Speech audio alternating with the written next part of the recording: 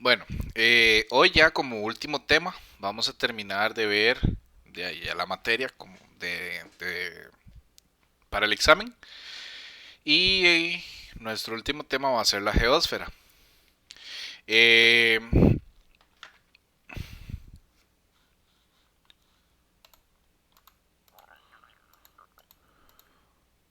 ok, Eh, el estudio de nuestro planeta es muy importante para comprender cómo él se comporta, cómo está formado, así como también para lograr una concientización de las medidas que como seres humanos debemos realizar para mantenerlo en buen estado y poderlo preservar para futuras generaciones. Es decir, nosotros tenemos que cuidar nuestro planeta no solo por nosotros, sino por todos los que nos rodean y todos aquellos que van a venir después de nosotros. La geósfera, entonces, es la porción sólida del planeta, es decir, es el suelo. Está compuesta por tres tipos de metales principales. Oxígeno, bueno, tres elementos realmente. Oxígeno, hierro y silicio. Que junto con el resto de todos los elementos químicos forman las rocas y los minerales que existen en toda esta estructura. Básicamente, la geósfera está formada por tres grandes capas. La corteza terrestre, que va a ser la más externa, el manto, que es la parte intermedia, y el núcleo, que es la parte más profunda. En el caso de la corteza terrestre, es la porción en la que se encuentra el lecho rocoso, es decir, toda la parte de roca en la que nosotros estamos parados y en la que vivimos. Eh, es constituido por distintos tipos de rocas y se divide tanto en corteza continental, que es donde están los continentes, las montañas, y la corteza oceánica, que es la parte que está cubierta por agua, ya sea por mares o por océanos. Esta es la capa más externa de la geósfera y también es llamada litosfera. La corteza terrestre y litosfera son sinónimos. El manto va a ser la capa más intermedia y se ubica entre la corteza y el núcleo. Es llamada también mesosfera. Mesosfera viene a significar algo así como la capa del centro. Y está conformada por rocas cuyo estado varían entre como pasta, tipo una jalea, y se le va a llamar semisólido y líquido, debido a que las altas temperaturas hacen que la roca esté en un estado bastante acuoso. Está compuesta principalmente de hierro, silicio y manganeso. Se divide en manto inferior y manto superior. Y por último tenemos la capa más profunda. Es llamada también Nife porque en su composición se encuentra níquel y hierro. Ni sería el símbolo químico del níquel y Fe es el símbolo químico del hierro.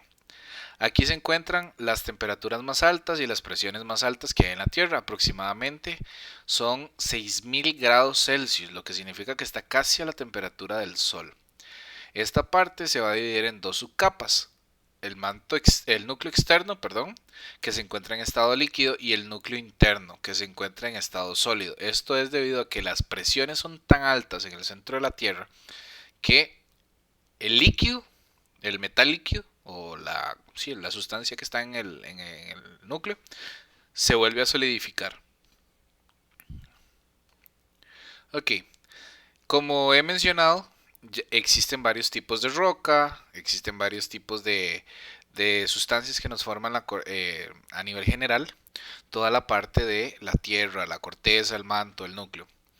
Vamos a ver a nivel general tres tipos de roca: ígneas, sedimentarias y metamórficas. Cuando hablamos de rocas ígneas son las que se originan por el enfriamiento o solidificación es decir, cuando la lava que está en estado líquido se enfría y forma las rocas.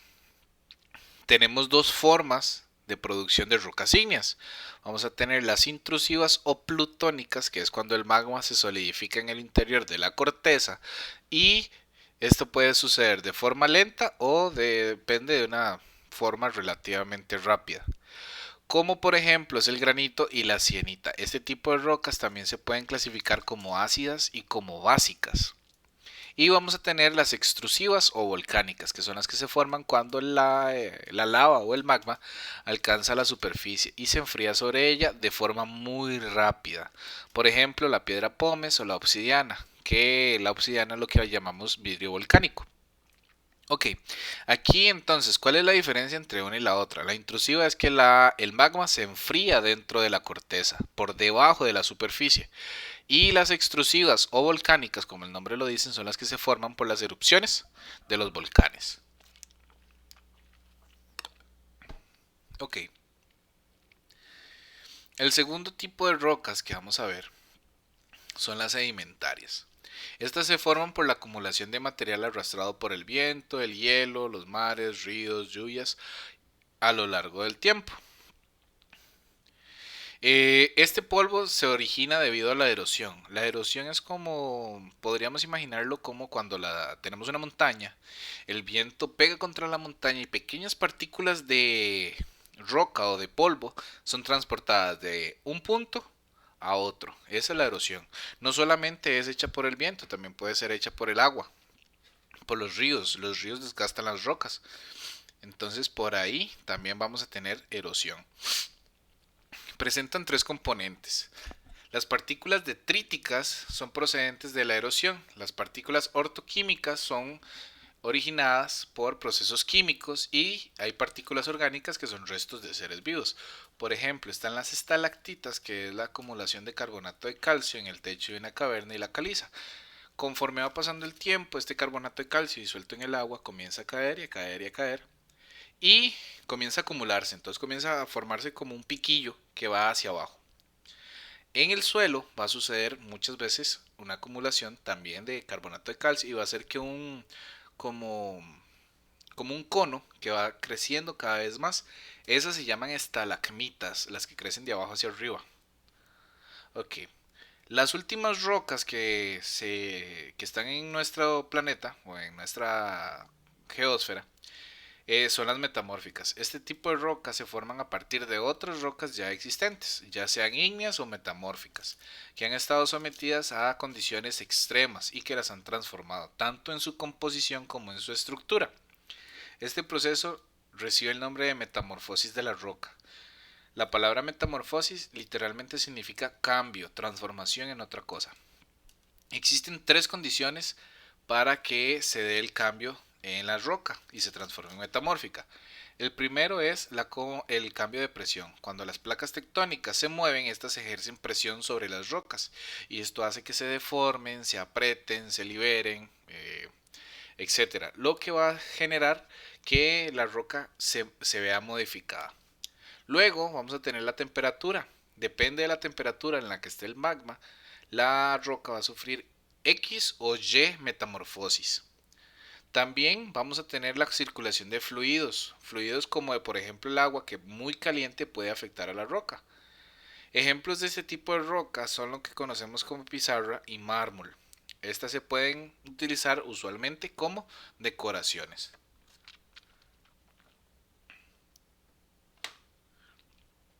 Ok, como ya hemos visto entonces, tenemos la capa más externa, que es la corteza o litosfera.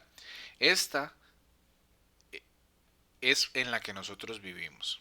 Esta tiene cierto relieve, no es completamente plana. Y este relieve se puede ver afectado por diversas situaciones. El suelo que nos rodea está en cambios constantes y debido a diferentes factores. Esos cambios usualmente generan consecuencias en el medio ambiente. Muchos de estos cambios son provocados por el ser humano, lo que provoca una alteración de la naturaleza. Algunos de estos principales agentes que modifican el relieve son la meteorización, ya sea química, biológica o física. Y, y también vamos a tener la erosión. Como ya dijimos, la erosión es el desgaste de las rocas por acción del viento, hielo, etc. La meteorización es el deterioro de la tierra o de las rocas como tal. Usualmente tenemos la roca y por culpa de algún tipo de sustancia, ya sea agua, hielo o el mismo viento, la roca se va a ver, básicamente va a comenzar a desintegrarse y va a sufrir una transformación. Esto va a hacer que se desmorone o se parta o sea transportada a X o Y lugar.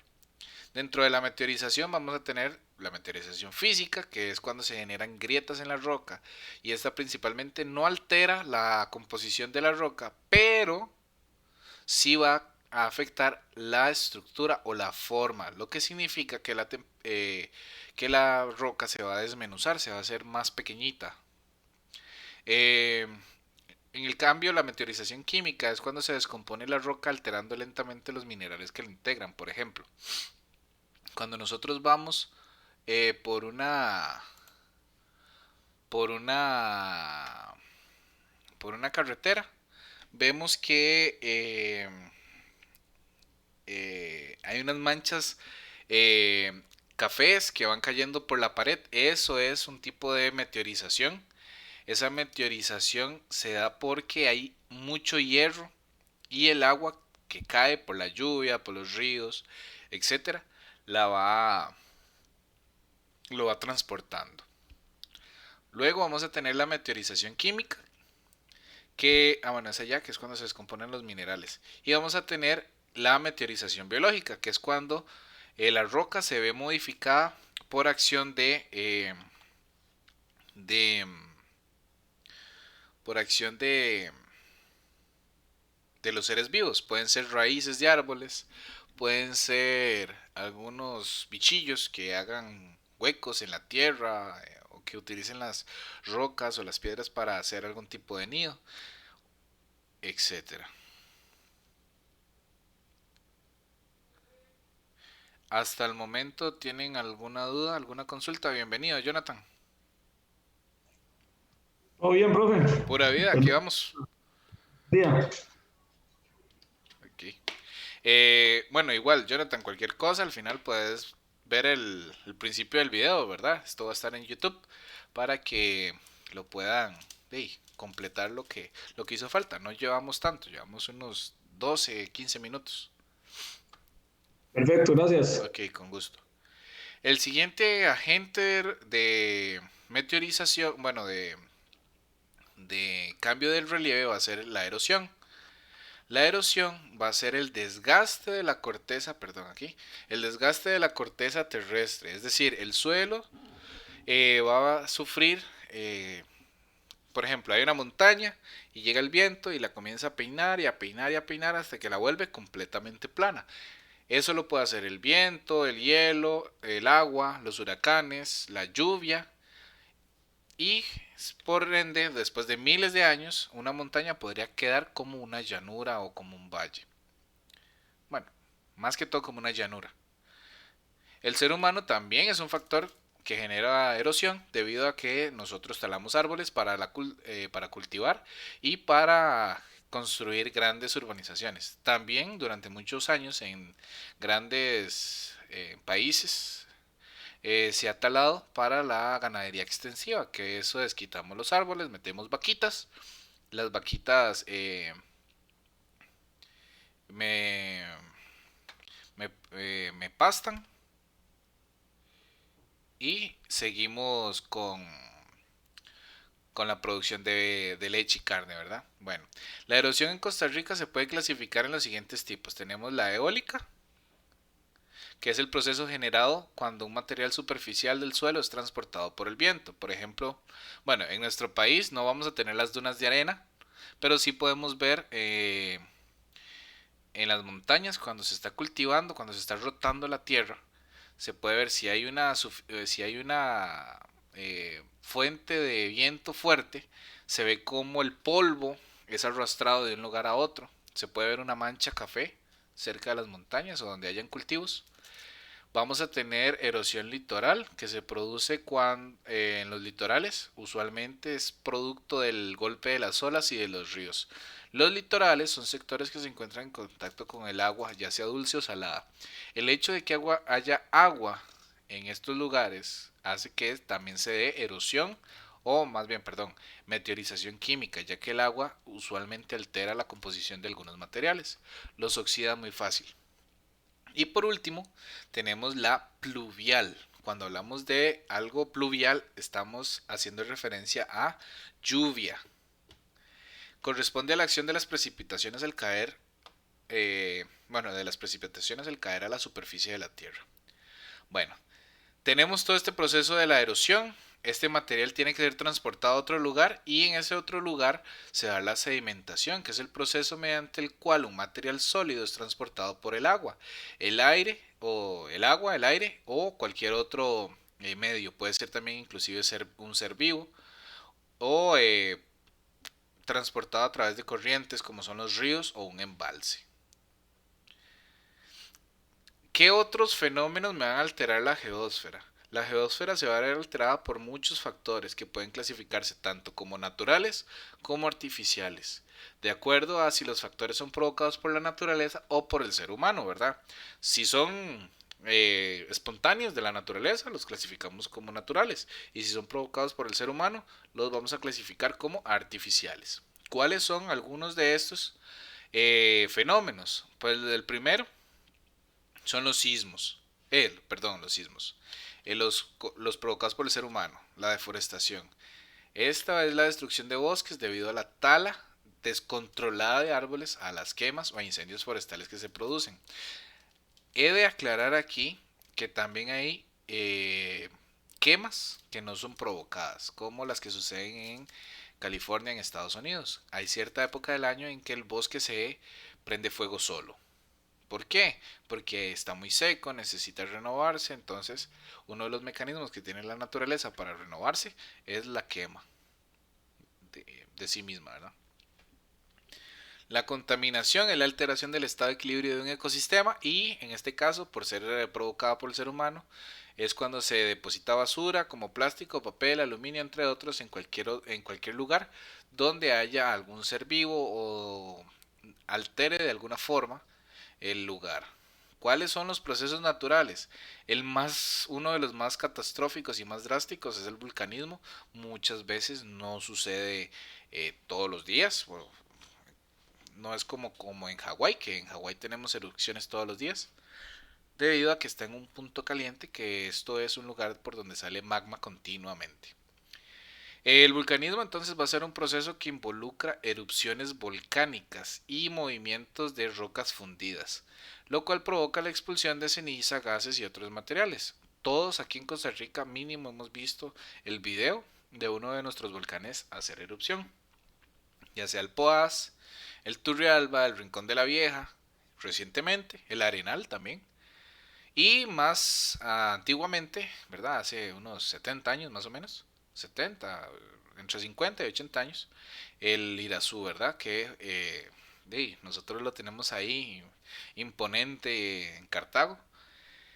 Erupciones muy fuertes donde se expulsa grandes cantidades de materiales y se deja y cae sobre la superficie de algunos sitios, alterando de una u otra forma el ecosistema.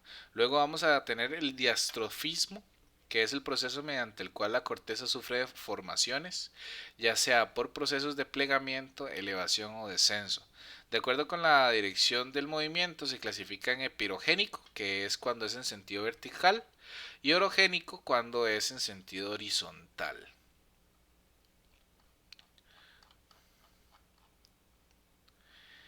Otro proceso que nos va a modificar el relieve o la corteza van a ser los sismos.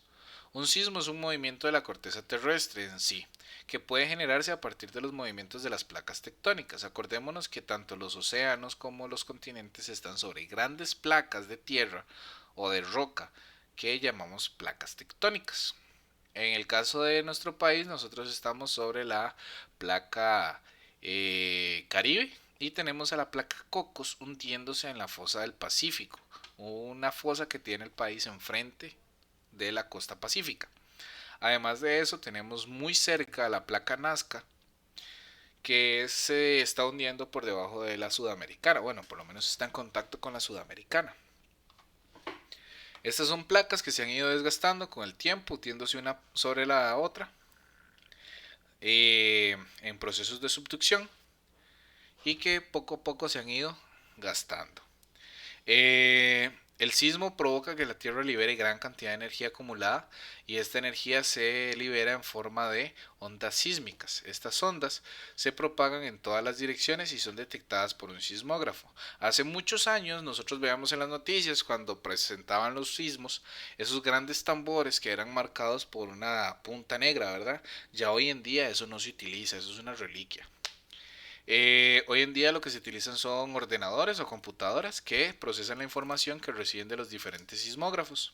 En Costa Rica, una de las instituciones que se encarga de estudiar los sismos es el Observatorio Vulcanológico y Sismológico de Costa Rica, que está en la Universidad Nacional, que se conoce como OPSICORI. Otra institución que se encarga de esto es la Red Sismológica Nacional, que está en la UCR también. Entonces vean que nosotros somos un país altamente sísmico. Aquí está temblando todos los días. ¿Qué es lo que pasa? Que nosotros ya nos hemos relativamente acostumbrado, entonces nos sentimos todos. Tiene que ser un temblor muy fuerte para llegar a sentirlo. Ok, ¿cómo se clasifican los sismos? Depende de qué tan fuerte sea el sismo, se le va a también llamar terremoto.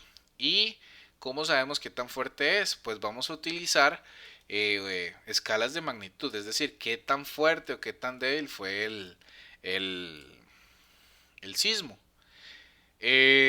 Según la magnitud, en una escala que se llama Richter, en un lugar que se llama epicentro, que es el lugar sobre la superficie donde se produce el sismo, se puede clasificar con la escala Richter.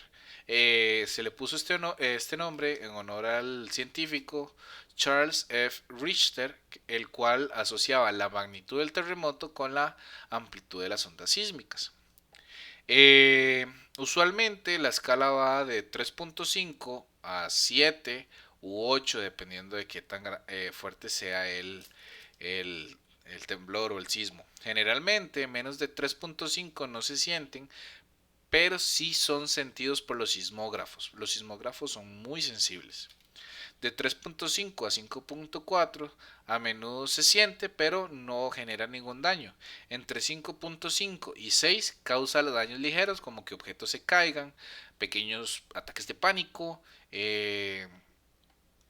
movimiento de ventanas, sonidos en las estructuras de las casas, pero nada que no se pueda arreglar.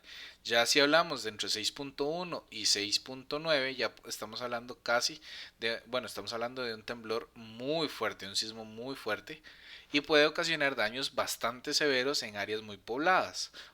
Y si ya hablamos de 7 o más, eh, esto ya es un terremoto y lo que causa son daños muy muy graves, al punto de que se puede tener destrucción de pueblos completos, elevación de suelo marino, elevación de suelo continental, como ocurrió con Limón, que se levantó la plataforma continental casi 2 metros, ¿verdad?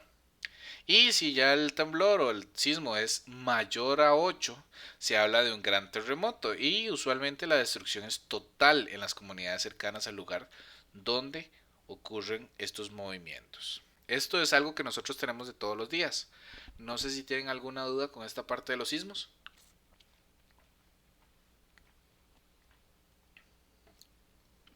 De mi parte, todo bien. Ok,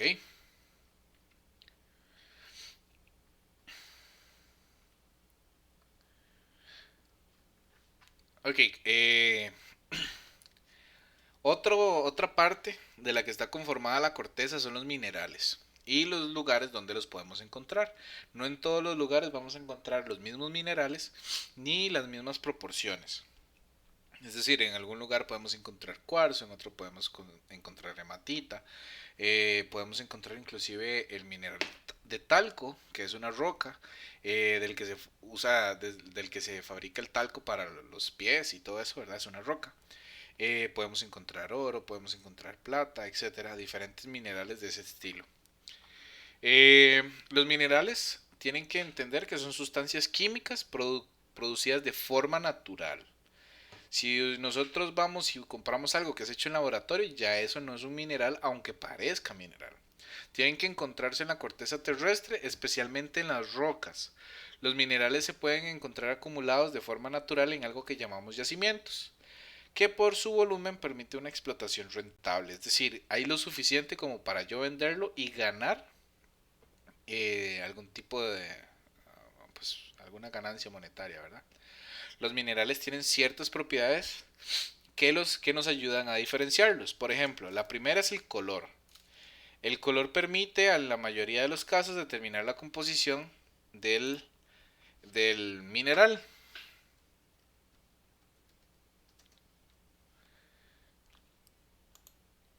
Eh, Vamos a tener casos muy específicos como lo es la malaquita, que es verde. Vamos a tener la hematita, que es roja. Vamos a tener el oro, que es amarillo. Vamos a tener el rubí, que es como rosadito. Vamos a tener diferentes tipos de diferentes colores que nos van a ayudar a identificar los diferentes minerales. Igual vamos a tener unos todos sin gracia como el cuarzo, que puede ser transparente, aunque el cuarzo no es nada sin gracia, es un mineral bastante importante. También vamos a tener el peso específico, que esta es una propiedad que nos determina saber cuál es la relación del peso del mineral con el peso del agua a cierta temperatura. Nos ayuda a saber si qué tan pesado es. Hay minerales que son sumamente pesados y hay otros que son bastante ligeros. También otra va a ser la dureza, que es la capacidad que tiene un mineral de rayar o cortar a otro. Usualmente nosotros confundimos dureza con tenacidad. Tenacidad es la resistencia a dar golpes o recibir golpes. La dureza es simplemente la capacidad de rayar. Les voy a poner un ejemplo. Si ustedes agarran una roca, ustedes pueden pasarle la uña. Si la roca es rayada por la uña, ya sabemos que, o la uña deja una marca en la roca, sabemos que esa es una piedra bastante, bueno, es poco dura, lo que vendría siendo algo suave. Por el contrario, si pasamos la uña y más bien la uña se quiebra, ahí lo que estamos es en presencia de un mineral fuerte o duro, más bien duro. El diamante es el mineral más duro que existe. ¿Existen materiales más fuertes que el diamante? Sí. Sin embargo, no podemos considerarlos minerales porque son construidos de forma artificial. Ok. Estas son algunas de las características que vamos a poder identificar de los minerales. Y ya para ir terminando, me parece. Vamos a ver. Sí, ya como parte de lo último, vamos a tener los minerales en Costa Rica, que aunque no lo crean, Costa Rica es una fuente de minerales bastante interesante. Tal vez no son de origen volcánico, como pasa en otros lugares que son más antiguos que Costa Rica. Recuerden que Costa Rica tiene aproximadamente entre 2 y 3 millones de años, 2 millones de años, y se originó por mecanismos volcánicos y de sedimentación. Okay. Uno de los primeros minerales que tenemos que saber que se da en Costa Rica es el oro. El oro se da de forma natural y se utiliza para joyería, anillos, aretes, pulseras y es acuñado en monedas y para laminar discos compactos. También se utiliza en trajes espaciales para evitar que los rayos solares afecten a los astronautas. El azufre es de color amarillo, pero puede variar, puede tener diferentes tonalidades. Se caracteriza, o se encuentra, perdón, en el material secundario de las sustancias como que forman los volcanes, es decir, lo podemos encontrar en eh, chimeneas de volcanes o en conos de volcanes. Es muy característico porque tiene un olor como a huevo podrido, eh, es bastante reconocible. Es un componente principal del ácido sulfúrico. En la agricultura se utiliza como plaguicida en la producción de fertilizantes. Luego tenemos el cobre, que es de color rojizo y se utiliza como conductor eléctrico. Dicho sea de paso, se los roban y lo venden, ¿verdad? También funciona para fabricar cañerías y monedas. El cuarzo, un mineral que ya hemos mencionado anteriormente, es un mineral que se encuentra en forma de óxido de silicio. Es un mineral formado de roca como los granitos.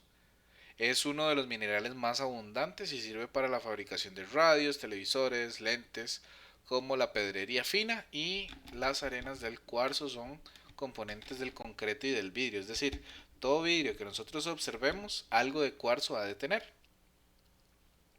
Luego vamos a tener la arcilla, que se utiliza como componente de fabricación del vidrio, refractario, cerámica, papel, tinta para impresión, grasa, medicinas, cueros, entre otros. Por otro lado, vamos a tener el yeso. El yeso también es un mineral que podemos encontrar en la naturaleza. Es muy escaso en Costa Rica, eso sí, pero sirve para la construcción de molduras, ladrillos, pinturas y esmaltes. Usualmente el yeso se tiene que importar o se tiene que procesar la piedra caliza, ¿verdad? Para poderlo extraer. Vamos a tener, vamos a ver hasta aquí. Vamos a tener la calcita, que este es un mineral que se encuentra en forma de carbonato de calcio, generalmente es de color blanco a incoloro, es decir, puede ser blanco o puede llegar a ser translúcido. Es el componente principal de muchas rocas sedimentarias. Recordemos que la roca sedimentaria es aquella que se forma por la acumulación de lo que se forma por erosión, los detritos.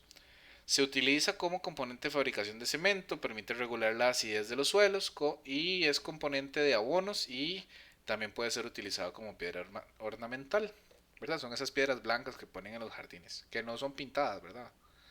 Tenemos la piedra pómez, que se encuentra o se forma cuando se enfría la lava proveniente de los volcanes, la cual se convierte en una roca liviana, porosa y de apariencia esponjosa. Se utiliza para eliminar los endurecimientos de pies y manos. Usualmente lo que se utiliza como si fuera una lija de callos. Eh, Usualmente lo venden como pegado a un cepillito y tiene una forma ovalada blanca con puntos con los poros, que es lo que se ve.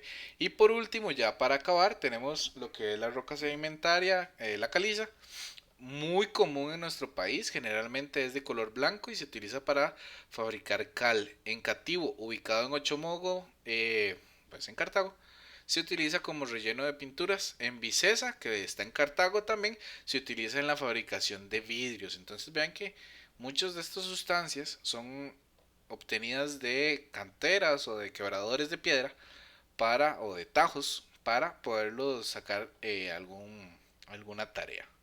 No sé si tienen alguna duda o alguna consulta con lo que hemos visto hoy. No, profe. Ok.